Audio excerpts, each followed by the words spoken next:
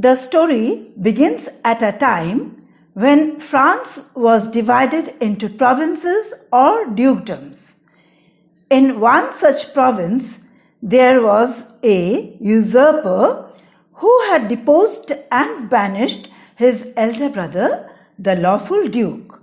The duke, who was driven away from his kingdom by his younger brother, retired to the forest of Arden along with his faithful followers. These people soon got accustomed to the lazy life of the forest, and they felt it to be more relaxing than the life of a court. They led the life like that of Robin Hood of England, and to this forest many noble youths came and spent their leisure time as they did in the Golden Age. In summer, they took rest under the shade of the trees, watching the playful sports of the forest deer. They even felt sad that they had to kill those deer for food. In winter, when the cold wind blew, the Duke suffered from cold, but said, "These chilling winds which blow upon my body are true counselors. They do not flatter, but represent truly to me my condition. And though they bite sharply, their tooth is nothing like as keen as that of unkindness and ingratitude." He remarked that men might say against adversities, but there are some uses of a poisonous toad. In this way, the Duke drew lessons from nature, and he found tongues in trees, books in the flowing streams, sermons in stones, and good in everything.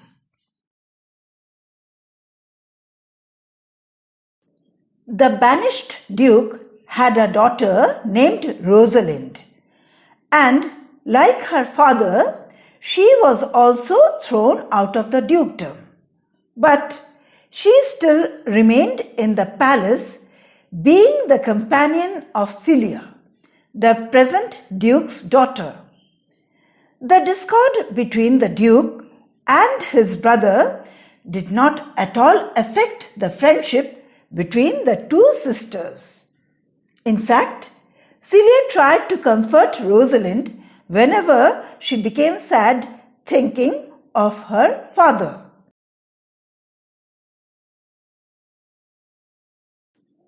One day, when Celia was talking to Rosalind in her usual kind manner, a messenger came with the news that there would be a wrestling match, and they could go and watch that if they so wanted. Celia agreed to go, thinking that it would amuse Rosalind.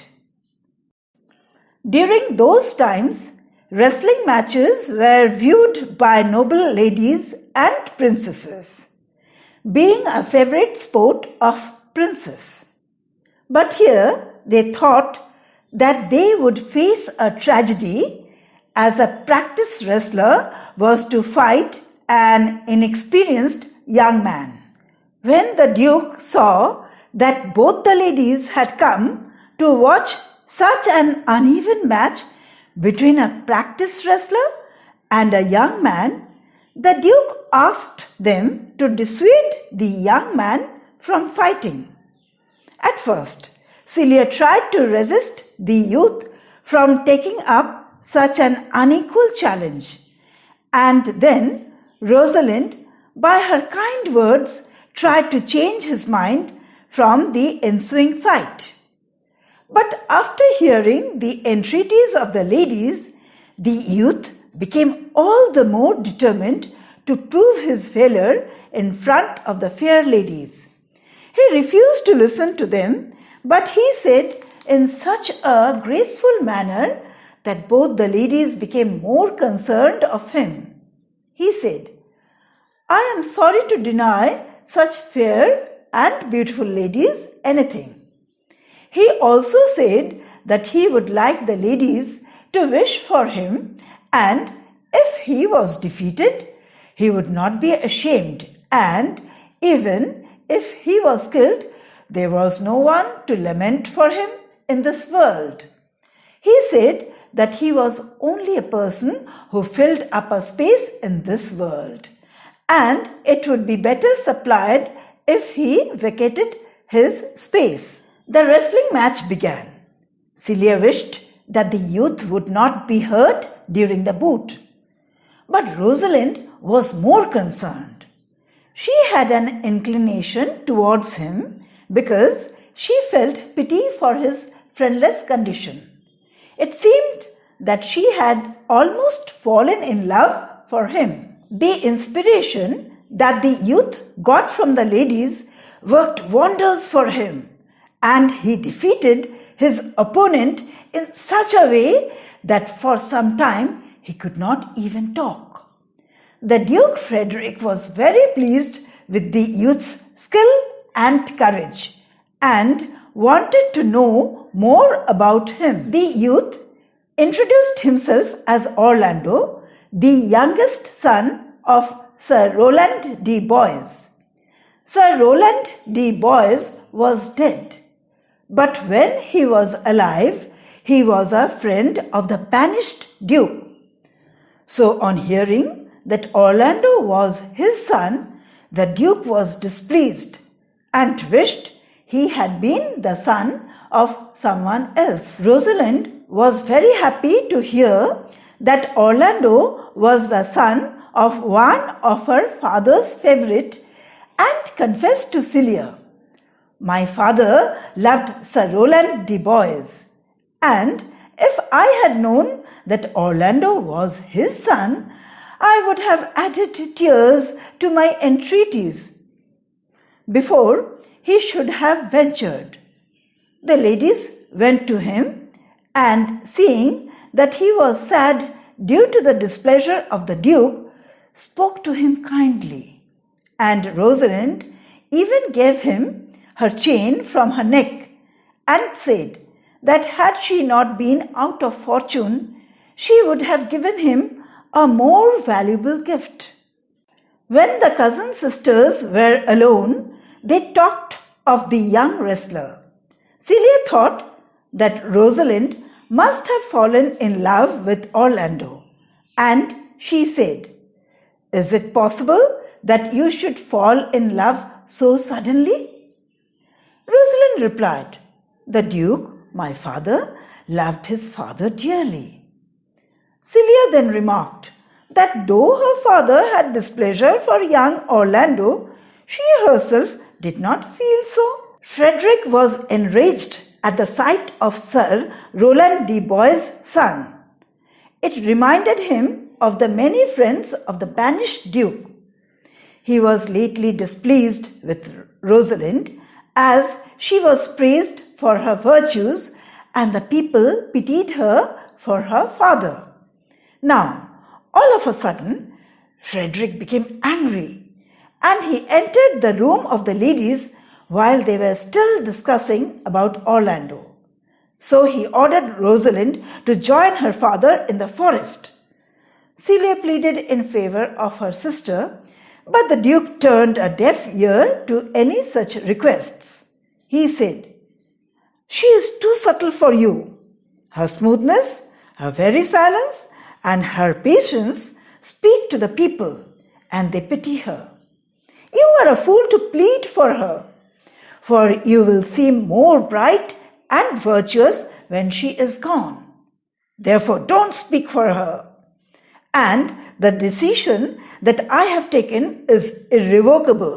When Celia could not change her father's mind to keep Rosalind in the palace, she decided to accompany Rosalind to the forest of Arden in search of her father. Before they set out, they decided to change their clothes, as it would be unsafe for two young ladies to travel alone in rich attire. Rosalind thought that one could disguise herself as a male, and Since she was taller than Celia, she decided to dress as a country lad, and Celia could dress as country lass. And they would introduce themselves as brother and sister. Rosalind would call herself as Ganymede, and Celia would be called Eliana. In this disguise, with money and their jewels, they set out on their journey to the forest of Arden, a long way from the Duke's kingdom. The Lady Rosalind, Ganymede, in accordance to her dress, put on an attitude to her sister, who left the luxury of the palace for their true love to each other. So they walked along, Rosalind showing a cheerful spirit as if he was the real Ganymede, the rustic and stout-hearted brother of the gentle village maiden Eliana. When they reached the forest of Arden, they did not get the inns or food or the good accommodation that they had got till then.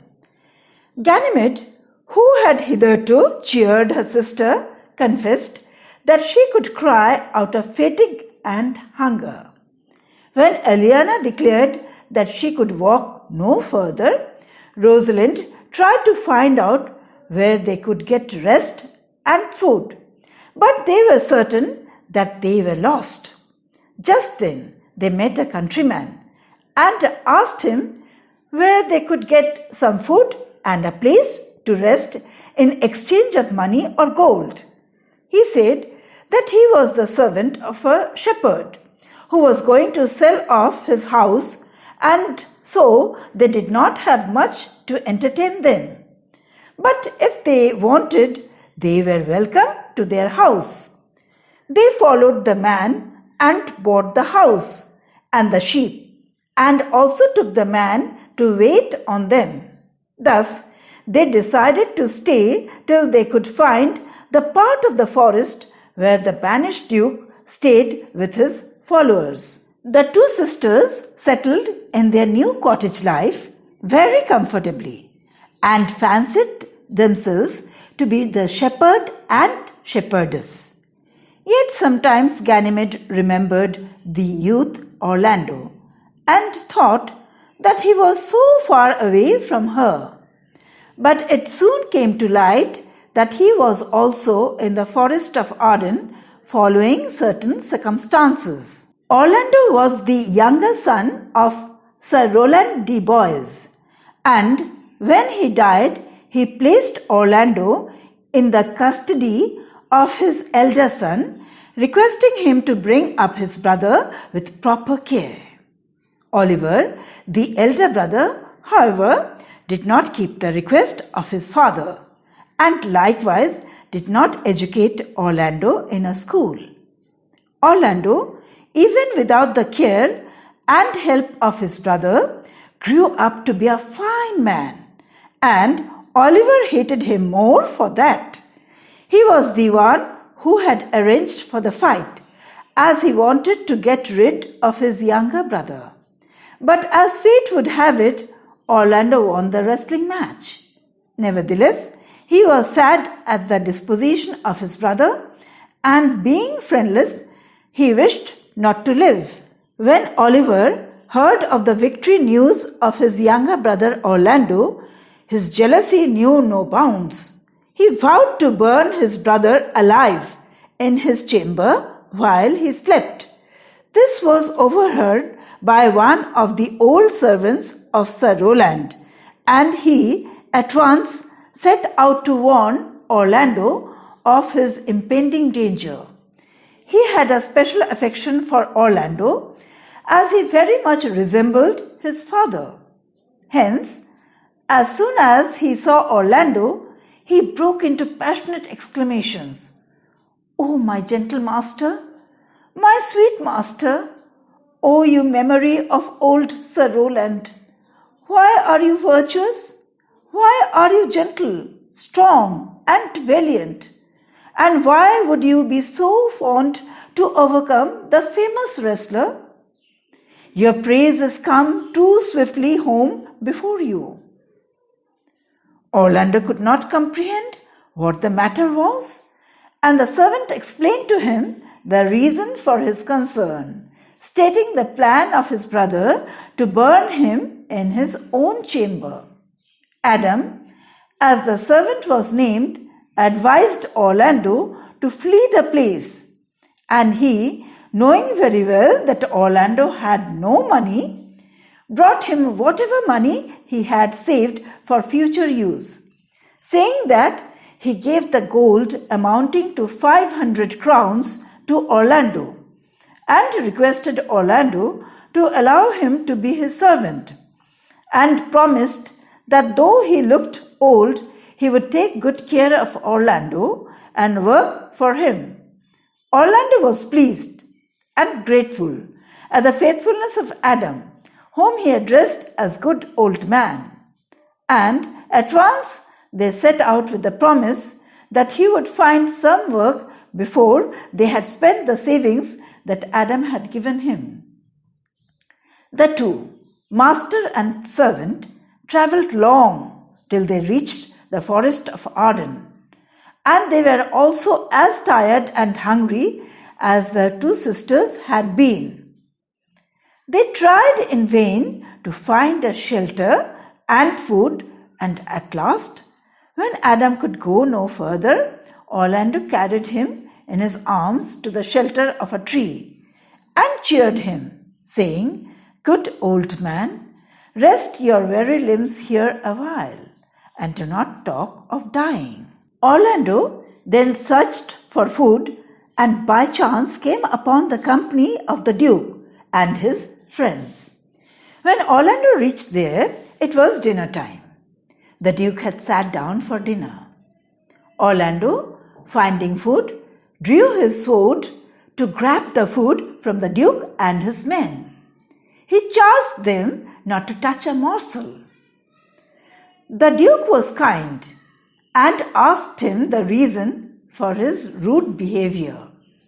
He wanted to know if it was due to hunger, or did he despise the courtesy known to civil men. Orlando replied that as he was dying of hunger, he had thought that in this wild forest he had to put up such a behavior in order to get food. The Duke spoke to him kindly and asked him to sit down for dinner. Orlando then spoke of Adam and declared that though he was hungry, he would not touch food unless Adam was fed. The Duke told him to bring his friend and said that they would wait for them. Orlando went quickly, brought the old man, and then both of them, along with the Duke, had food to their satisfaction. Adam, on having food, regained his lost strength. After the dinner, the Duke asked Orlando about him, and when he came to know that Orlando was his friend's son, he took Orlando and Adam under his care. After a few days, while roaming in the forest, Ganymede and Eliana were surprised to see Rosalind's name carved on the bark of the trees, and love sonnets, all addressed to Rosalind, attached to them. When they were wondering how it was possible in the forest to have Rosalind's name carved, they met Orlando and could easily recognize him, as he was wearing the chain given earlier by Rosalind around his neck. But Orlando could not recognize them because of their disguise. He discovered a likeness, but there was a disposition in fair Rosalind which was missing in the youth. Rosalind, on the other hand, teased him, saying that she was in search of a certain youth who had spoiled the bark of the trees by writing the name of his lady-love and attaching love poems to that effect. And she declared that if she found the lover, she would have given him some advice. Orlando told them that it was he who had done all these things. and requested Rosalind to give him some advice. Rosalind asked him to come to their cottage to play a game in which Rosalind, in her male attire, would feign to be his ladylove with all sorts of feminine pranks and whims, and Orlando would woo her as a genuine lover. When he would experience the whimsicality of the young ladyloves, he would be ashamed of his love for her and thus be cured of love. So, as fixed, every day Orlando came over to the cottage and wooed Ganymede as Rosalind. But it did not seem that Rosalind made any progress in curing Orlando of his love for Rosalind. Rather, she felt highly satisfied and amused to know how truly Orlando loved her. The days passed pleasantly in this manner. Aliana, seeing Ganymede happy, did not remind her that the real reason for her coming to the forest was to find her father, though by that time from Orlando they had already got the location of the place where her father, the banished duke, was residing. However, one day Ganymede met her father but did not disclose to him her true identity. When asked about it, she said that she came of a good lineage as he did. Never did the duke suspect that she was his own daughter and had a royal lineage. One morning, when Orlando was going to visit Ganymede, he saw a man lying asleep on the ground and a snake twisted round his neck. As he approached, the snake glided away from the man. Then, as Orlando went closer, he perceived a lioness in the bush, waiting for its prey to awake because lions don't attack the dead. When Orlando looked at the face of the man, he saw that the man was his own brother, Oliver, who had tried to get rid of him. He was about to go, but brotherly affection prevented him to leave his brother in that danger.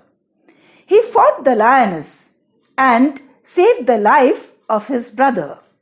Thus, he saved the life of his brother from the venomous snake and the dangerous lioness. But before he could save his brother, the lioness had torn one of his arms with her sharp claws. While Orlando was engaged in the fight, his brother awoke and saw how the brother he had despised and abused so much fought with his life to save him from the lioness. He was full of remorse, and after Orlando had killed the lioness, Oliver begged his mercy.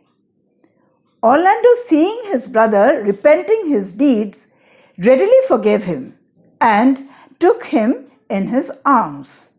But as the wound made him weak, Orlando asked Oliver to give the message to Ganymede that he would not be able to visit her that day. Oliver went to their cottage and narrated to them the whole story. Moreover, he confessed his own misdeeds and also spoke of their reconciliation. The sincere sorrow of Oliver was so overwhelming that Aliana at once fell in love with him. Oliver, on the other hand, saw how she pitied him for his distress over his misdeeds, and he also at the same time fell in love. In the meantime, when Oliver and Aliana were exchanging hurts, Ganymede, on hearing about Orlando's wounds, fainted. When she recovered, she tried to convince Oliver that she had feigned the swoon, as Rosalind would have done had she heard about the wounds of Orlando. But Oliver was not convinced, as he perceived how pale Ganymede had been And he said, "Well, if you did counterfeit, take a good hurt, and counterfeit to be a man." Ganymede replied that it was exactly what she was doing, and that she should have been a woman instead of being a man. Oliver returned after a long time and told his brother of the swooning of Ganymede and also of his love towards the shepherdess Eliana. He spoke in such a manner as if he had already decided upon his marriage to Eliana. He also said that he would stay there in the forest and be a shepherd. As regards his estate, he would give the same to Orlando as well as his home. Orlando suggested that Oliver and Eliana should get married the next day, and he would invite the Duke to their marriage. He also advised his brother to be quick to consult same with Eliana. When Oliver went to Eliana, Ganymede came to Orlando to inquire about his health. Orlando and Ganymede talked of how Oliver and Eliana loved each other from their first sight, and Orlando informed that his brother had gone to her to ask for her hand. They would get married the next day if Eliana was willing. He wished he could be also married on the same day to his fair Rosalind. Ganymede liked the proposal and said that if Orlando really loved Rosalind, he should have his wishes fulfilled. She said that she would try to bring Rosalind the next day by a special magical power, which she had learned from her uncle. When Ganymede said, "Put on your best clothes and bid the Duke and your friends to your wedding, for if you desire to be married tomorrow to Rosalind, she shall be here," the fond lover could not believe his ears. The next morning, both Oliver and Orlando came to the Duke along with Eliana. The Duke, surprised to hear that it was his own daughter to be brought there, asked Orlando if really the miracle could be done. As Orlando strived to answer, Ganymede came to the Duke and asked if the Duke willed to give his daughter in the hands of Orlando, and he agreed. Then she asked Orlando whether he would marry Rosalind if she be brought there. He said that he would. The two sisters went inside the cottage and put off their disguises. When all the persons were eagerly waiting for a miracle to happen, Rosalind and Celia entered in their personas, and Rosalind threw herself on her knees to her father for his blessings. Rosalind then related the whole episode of her banishment from the palace and their adventure to the forest in search of her father. The Duke wept in joy to get back his own daughter and gave all of them his heartiest blessings. The two couples got married in the forest. The marriage did not have the splendor of the royals, but it was the happiest marriage that could ever be imagined. As they were having their venison and thought that there was nothing more to be wanted at that time, a messenger arrived to inform the Duke that his dukedom has been restored to him. The usurper, enraged at the flight of Celia and hearing that men of great worth were following the banished Duke to join him in the forest, resolved to put an end to this misery. Thus, he brought a huge army to execute his design, to kill his brother, but as Providence would have it, he was completely changed by a hermit, whom he met as he entered the forest. He, thus changed, decided to spend the rest of his days in a religious house, after returning the dukedom to his brother, the real owner of the dukedom. The first act of the penitence was to send the messenger to his brother to restore to him his domain, and the followers as well as the lands and revenues. This news, as unexpected and as it was welcome, came at a time to enliven the festivity and rejoicings of the two marriages. Celie complimented her cousin on the good fortune which had happened to the Duke and wished her joy, though she was now not the two cousins. The Duke now had the opportunity to reward the true followers who had stayed with him in his adversity, and the worthy followers were pleased to return with him to the palace of their lawful Duke.